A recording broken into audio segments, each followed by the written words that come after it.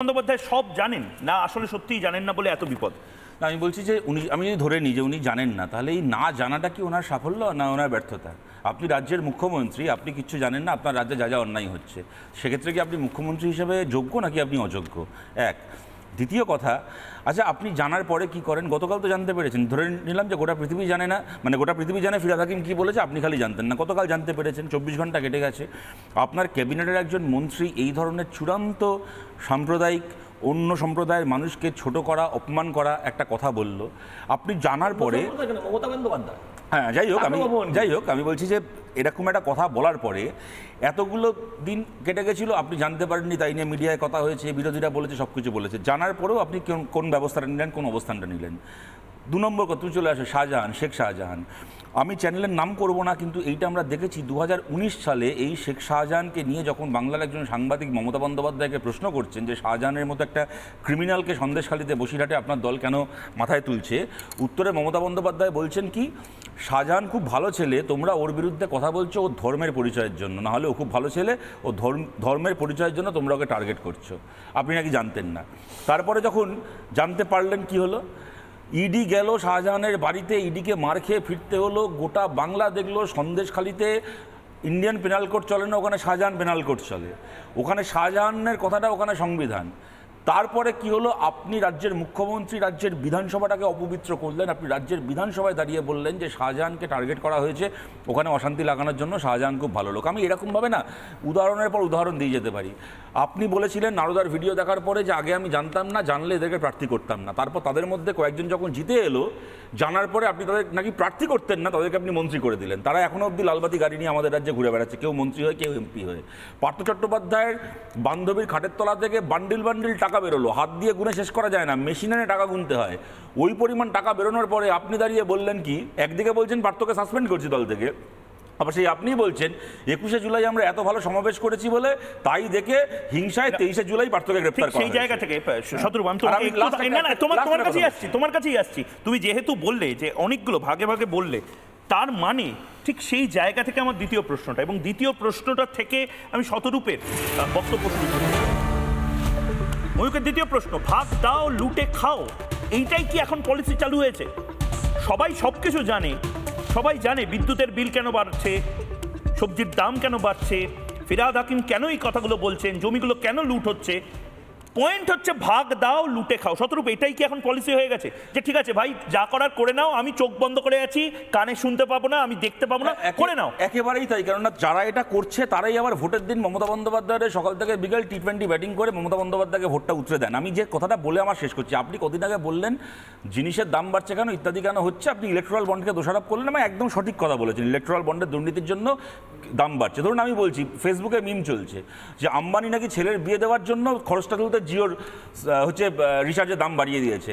আরে ছেলে মেয়ে নাতি নাতনির বিয়ে দেওয়ার জন্য কারোর রিচার্জের দাম বাড়িয়ে দেওয়ার অধিকার জন্মায় না ট্রাইকে বুড়ো আঙুল দেখিয়ে, ক্ষমতাটা জন্মায় যখন সে ইলেকট্রাল বন্ডে টাকাটা দেয়। এই আবার মমতা বন্দ্যোপাধ্যায়, আপনিই বলুন, সেক্ষেত্রে সিএসি সঞ্জীব গোয়েঙ্কা আপনাকে কোটি কোটি টাকা ইলেকট্রাল বন্ড দিল এক হাতে, আর তারপরে ভোট চলাকালীন, ভোটটা শেষ হওয়ার অপেক্ষাও করলেন না, ভোট চলাকালীন যে আপনি সঞ্জীব গোয়েঙ্কা রেভিনিউ বাড়িয়ে দিলেন, বিদ্যুতের বিল বাড়িয়ে দিলেন, ইলেকট্রাল বন্ডের সঙ্গে এর কোনো সম্পর্ক নেই। আমি একটা উদাহরণ দিচ্ছি, আমি বলতে চাইছিলাম 53A মির্জা গালিব স্ট্রিট, এই কলকাতা শহরের একটা ঠিকানা, 4th ফ্লোর।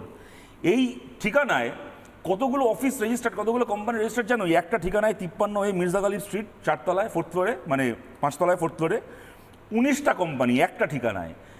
কি না কোম্পানি সেখানে আছে, স্টিল কোম্পানি, মানে স্টিল ম্যানুফ্যাকচারিং কোম্পানি থেকে শুরু করে শাড়ি বিক্রি করা কোম্পানি পর্যন্ত 19টা কোম্পানি রেজিস্টার্ড। এই 19টা কোম্পানি মোট 64 কোটি টাকার ইলেকট্রাল বন্ড দিয়েছে। তারপর যখন সেই বন্ডের সিরিয়াল নাম্বার মিলিয়ে দেখা গেল, ইলেকশন কমিশনের ডেটার সঙ্গে, প্রকাশিত ডেটার সঙ্গে দেখা গেল 64 কোটি টাকার ইলেকট্রাল বন্ড ওই জালি কোম্পানিগুলোর কাছ থেকে পেয়েছে একটা মাত্র দল ভারতবর্ষে, দলটার নাম তৃণমূল কংগ্রেস। আপনি এগুলো জানতেন না। আর এই যে জিনিসপত্রের দাম নিয়ে তোমরা আলোচনা করছো, দেখো কে না জানে বলো তো, কলকাতা শহরে বলো কি মফস্বলে শহরতলি এলাকাতে, গ্রাম থেকে যে মানুষটা সবজি মানে ফলন করে এসে একটা মফস্বলের কি গঞ্জের কি শহরের রাস্তায় বসছেন, হয়তো সামান্য দুটো পালং শাক, 3টে ঢ্যাঁড়স, 5টা পটল বিক্রি করবেন, তার জন্য ঝুড়ি পেতে ফুটপাতে বসবেন, তার জন্য তৃণমূলকে পয়সা দিতে হয়, পুলিশকে টাকা দিতে হয়।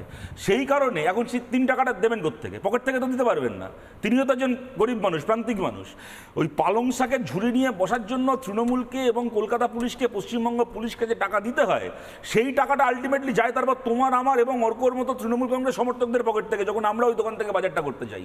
সুতরাং আমরা তৃণমূল কংগ্রেসের দুর্নীতি, খালি তৃণমূলের কতগুলো নেতা বড়লোক হচ্ছে না, এদের এই প্রতিটা দুর্নীতির মূল্য চোকাচ্ছি আমরা আমাদের পকেট থেকে। কখনো বিদ্যুতের বিলের নামে, কখনো জিনিসপত্রের দামের নামে, এই প্রতিটা নয়া পয়সা আমাদের পকেট থেকে যাচ্ছে। বেশ বেশ, আমি অর্ক এই লুটে খাও কিন্তু ভাগ দিয়ে যাও, মানে একটা সময় একটা কবিতার খুব লাইন ছিল, আমি নাম বলতে পারছি না সেই কবিতাটা নির্দিষ্টভাবে, কিন্তু এটা কি এখন পলিসি হয়ে গেছে? মানে আমি ফিরহাদ হাকিমের স্টেটমেন্ট অনেক বড় ব্যাপার মানছি, মমতা বন্দ্যোপাধ্যায় জানেন না, বোধহয় কেউ বলেননি, কিন্তু ইলেকট্রিকের দাম বেড়ে যাচ্ছে, সবজির দাম বেড়ে যাচ্ছে, এই সমস্ত কিছু মমতা বন্দ্যোপাধ্যায় জানতেন না? দেখুন, সবজির দাম বেড়ে যাচ্ছে, ইলেকট্রিকের দাম বেড়ে যাচ্ছে, সেটা যখন রিপোর্ট হয়েছে তার বেসিসে মমতা বন্দ্যোপাধ্যায় প্রেস কনফারেন্স করেছে। রাজ্যটা তো রিপাবলিক বা সংবাদ মাধ্যম চালাচ্ছে না, সরকার চালাচ্ছে তৃণমূল।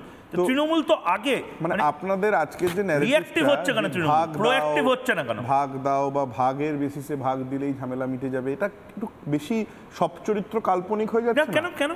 কারণ কি সব চরিত্র কাল্পনিক যদি না হয়, আপনারা আমি বলছি ভাগ দাও লুটে খাও, এটা কি হচ্ছে বাংলায়? বলছি তো, মানে এই ভাগ দাও লুটে খাওটা না বলে আপনারা একটা কাজ করুন, আপনারা লিস্ট তালিকা প্রকাশ করুন, অমুক লোক অমুক টাকা অমুক লোককে অমুক দিন অমুক ভাবে দিয়েছে, এবং এই তালিকাটা প্রকাশ করলে কি হবে, তাহলে সবারই অনেক রকম সুবিধা হয়ে যাবে। না না, সংবাদ মাধ্যম হঠাৎ বলবে যে ভাগ দাও লুটে খাও, এইটা বলে দিতে পারছে, যে টাকা থাকে সেটা দেখো। যখন সংবাদ মাধ্যম, তুমি আমাকে একটা জিনিস বলো তো, তৃণমূল কংগ্রেস আছেটা কি কারণে? অপোজিশন ইস্যু রেজ করবে, সংবাদ মাধ্যম গ্রাউন্ড রিপোর্টিং করবে, তারপরে সিবিআই, ভোটের রেজাল্ট পরে বোঝা গেছে তৃণমূল কংগ্রেস আছে, মানে ভোটের রেজাল্টই শেষ কথা। আর যারা নাচানাচি করছে তাদের কি সবজি কিনতে হয় না? তৃণমূল কংগ্রেসের যে কর্মীরা নাচানাচি করছেন তাদের সবজি কিনতে হয় না? তাদের বিদ্যুতের বিল বাড়ছে না? তাদের মধ্যে থেকে অনেককে তো ফিরহাদ হাকিম বলে দিলেন দুর্ভাগা। জানি ময়ূকদা, তুমি আমাকে শতরূপদা বা সজলদা থেকে বেশি অবশ্যই বলো, আনইন্টারাপ্টেড বলো, কিন্তু দয়া করে বলো, আমি ভীষণ ভালোবাসি। ওদেরকে অপছন্দ করছো, আচ্ছা আনইন্টারাপ্টেড বলো, আমাকে পছন্দ করো সেটা প্রকাশ করো। আমি প্রকাশ করেই বলছি, তুমি বলো যে কাটমানির কোনো ভাগ নতুন করে ওই অ্যামেন্ডমেন্ট হয় না, যেরকম ন্যায় সংহিতা এসেছে সেরকম কাটমানির কোনো কিছু নতুন রুল এসেছে, তথ্য দিতে পারবে না, কিন্তু সে বলতে পারবে যে প্রচুর কাটমানির জন্য বাংলা ভেঙে চলে যাচ্ছে, কাটমানি শেষ হয়ে যাচ্ছে, এগুলো বলতে পারবে। কিন্তু যদি কোনো তথ্য চাই, তথ্য বলতে পারবে না।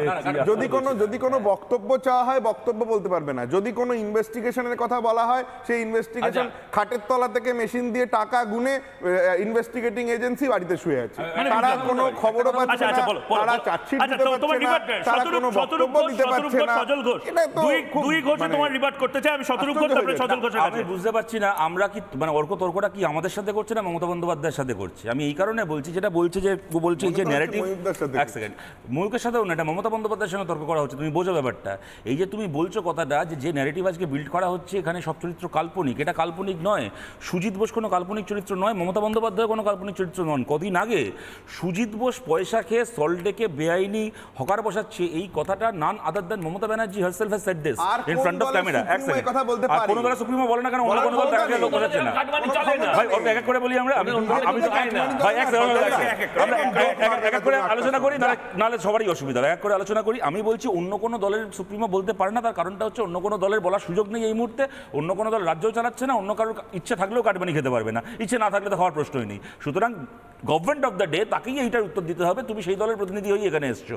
আমি বলছি যে সুজিত বসু পয়সা খেয়ে, তুমি বলছো যে কেউ কাটমানি খায় না, তারপর যখন তোমায় বলে দেওয়া হচ্ছে যে মমতা বন্দ্যোপাধ্যায় বলেছেন সুজিত বসু কাটমানি খায়, তখন তুমি বলছো দেখেছো কি ভালো, কাটমানি খায় তো খায়, কিন্তু দলের সুপ্রিমো বলছে তো সেটা, ওনারা বলাটা কি আমরা ধুয়ে জল খাবো ভাই? এটা তো ঘটনা যে মমতা বন্দ্যোপাধ্যায় নিজে বলছেন যে আমার দলের একজন মন্ত্রী পয়সা খেয়ে লোক পোষাচ্ছে, কত টাকা খেয়েছে সুজিত বসু, যে তুমি বলছো না হিসেবটা আমরা করতে গিয়ে দেবো, আজকে দুপুরবেলা আমি কি দিয়ে ভাত খেয়েছি তুমি বলতে পারবে, ময়ূক বলতে পারবে, সজলদা বলতে পারবে, অরিত্র বলতে পারবে, বলতে পারলে আমি বলতে পারবো, কারণ ভাতটা আমি খেয়েছি। ক টাকা, এক সেকেন্ড মাঝখানে বলো না, কোনো কথাই বলবো ঠিক তেমনই। তাহলে কাটমানি কে কতটা খেয়েছে হিসেবটা ময়ূকের কাছ থেকে চেয়েও না, সুজিত বোসের কাছ থেকে চাও, কাটমানিটা যে খেয়েছে সেই হিসাব দিতে পারবে। আজকে মমতা বন্দ্যোপাধ্যায় বাংলার রাজনীতিতে কাটমানি শব্দটা আমদানি করেছিলেন আজ থেকে কয়েক বছর আগে, 2019-এর ভোটের রেজাল্ট খারাপ হওয়ার পরে উনি বলেছিলেন যে আমার দলের লোকেরা কাটমানি খাচ্ছে, তারপর কাটমানি ফেরত দাও। তারপরে কি হলো অর্ক, তুমি ভুলে গেছো সেই দিনগুলো, যখন তারপর পশ্চিমবাংলার গ্রামে গ্রামে এলাকায় এলাকায় তৃণমূলের পঞ্চায়েত মেম্বারদের কাউন্সিলরদের বাড়ি ঘেরাও হওয়া শুরু করলো, যারা কাটমানি খেয়েছে। কাটমানি নচিকেতা মমতা বন্দ্যোপাধ্যায়কে গ্লোরিফাই করে গান লিখলেন, খেয়েছেন যারা কাটমানি দাদারা অথবা দিদিমণি ইত্যাদি ইত্যাদি। তারপরে যখন সত্যি সত্যি মানুষ কাটমানিটা ফেরত দেওয়ার জন্য ভিড় করতে শুরু করলো, মমতা বন্দ্যোপাধ্যায় তখন আবার মিডিয়াকে ডেকে বললেন, যারা যারা আমার দলের লোকেদের কাছে গিয়ে টাকা ফেরত চাইছে আমি আবার পুলিশ দিয়ে তাদেরকে অ্যারেস্ট করাবো। মানে প্রথমে সাপ হয়ে ধ্বংসাবো, তারপর ওঝা হয়ে ছাড়বো, তারপর আবার সাপ হয়ে ধ্বংসাবো। আমি অর্ককে প্রশ্ন করি, উত্তরটা আমার বলার পরে দেবে। কাটমানি শব্দটা পশ্চিমবঙ্গের রাজনীতিতে কার উদ্ভাবন? এটা অন্য কোনো বিরোধী দল, শুভেন্দু অধিকারী, মোহাম্মদ সেলিম, অদিত চৌধুরী, তাদের তো নয়। কাটমানি শব্দটা উনি এনেছিলেন আমফানের পরে ত্রিপল চুরি করা এবং যে 20,000 টাকা করে সেন্ট্রাল গভর্নমেন্ট যেটা পাঠিয়েছিলেন সেই টাকাটা চুরি করার পর এই শব্দটা উনি এনেছিলেন। এবং আনার পর উনি যেটা ব্যবস্থা করে দিয়েছিলেন সেই টাকাটা অনলাইনে ফেরত দেওয়ার ব্যবস্থা করেছিলেন। আপনি বলুন তো, আপনি তো একজন উকিল, চোর যদি ধরা পড়ে তার মালটা ফেরত দিয়ে দেয় তাহলে কি চোর সাজার হাত থেকে বেঁচে যেতে পারে? এখানে সরকার, পুলিশ মন্ত্রী আইন করে দিচ্ছেন যে তুমি যা নিয়েছো বেআইনি অতিরিক্ত সেই টাকাটা তুমি ব্যাংকের অ্যাকাউন্টে দিয়ে দাও এই অ্যাকাউন্ট নাম্বারে। দেখুন, আর আপনি বলছিলেন না যে কি জানেন আর কি জানেন না, পেট্রোলের দাম গত কয়েকদিন আগে ডিজেলের দাম 1 টাকা করে বেড়ে গিয়েছে। এটা কি মুখ্যমন্ত্রী জানেন আদৌ? হয়তো জানেন না, মুখ্যমন্ত্রী যেভাবে জানি না বলছেন, মুখ্যমন্ত্রী দপ্তরে তো না এরা বললাম দপ্তরে কি উনি রোজ যান? উনি তখন আম্বানির বিয়ে খেতে গেছেন। ধরুন এই যে বিষ্ণু মাতা হয় নয়, বিষ্ণু যে পিতা হয়, এটা কি উনি জানেন? উনি জানেন না। হ্যাঁ, 1,500 কিলোর বাচ্চা হয় না, হাতি মানুষ কারোরই হয় না, এটা উনি জানেন না। এটা ওনার দোষ দিলেও চলবে না, জানেন না। সিধু কানু ডহরের পর, মানে সিধু কানুর পর ডহর বাবু যে হয় না সেটা উনি জানেন না। এটা নিয়ে কাকে দোষ দেবেন? আমি বলছি উনি 1 বছরে একসাথে মাধ্যমিক, উচ্চ মাধ্যমিক, বিকম, এমকম, পিএইচডি, বিএড সব করেছিলেন, কিন্তু ওনার এইগুলো জানা হয়নি।